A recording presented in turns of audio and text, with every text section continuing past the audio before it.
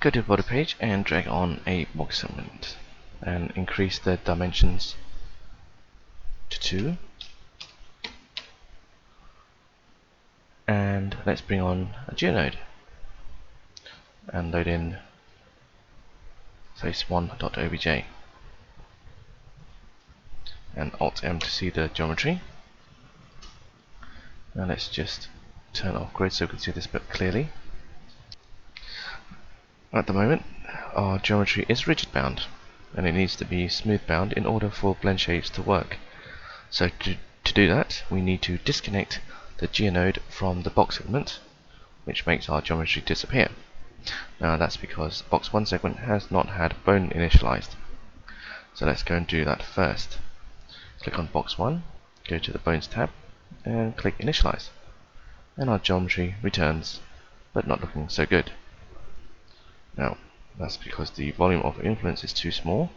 So let's go and increase the scale to about 1.5. which makes it look so much better.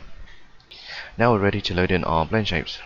Go to the geometry node, go to the blend tab and click on add. Click on the folder icon and let's load in face1 smile.obj. Let's rename this smile, and if I increase the value on this active slider you can see the blend shape taking effect. So let's go ahead and add another blend shape in. This time select face1 o.obj. Let's rename this to O. So we can now access the blend shapes from the brain. So let's go to the brain page and bring on an output node. In the channel box type in face1, which is the name of the geonode, colon smile, which is the name of the blend shape. So we increase the output value, the blend shape appears. Now we can do combinations of blend shapes. So let's bring in another output node and select geometry, face1, O.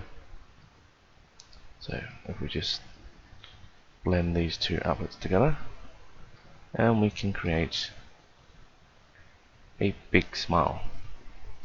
So now our output nodes are ready for input to trigger the blend shapes. So let's go and give that a try with the timer, which will just go on and off. Fantastic. Now let's go ahead and take a look at another blend shape. So open a new massive window and load in the agent blend.i.cdl and just reset Alt R so we can see that appear properly. And let's begin in the body page. Now this eye needs an eyelid, so let's bring on another geonode and load in i1.obj,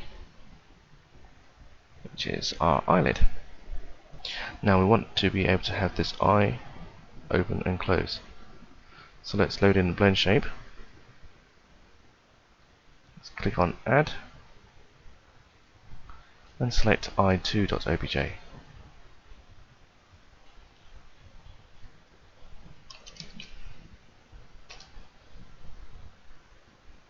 So if I move this value, our eyelid opens. But notice the lid opens in a linear path. So what we need to do is just go up here and click on radial, and it should make it look so much better there. So now we've got our eye opening and closing properly. That's the same with the other blend shapes. We're going to access that through the brain. So let's go to brain page, bring on an output, select geometry, I1, open. So now we can use the output value to open and close. So if we bring on the timer,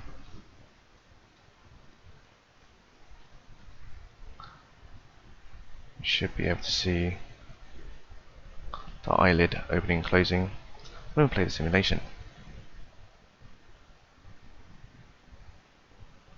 Great.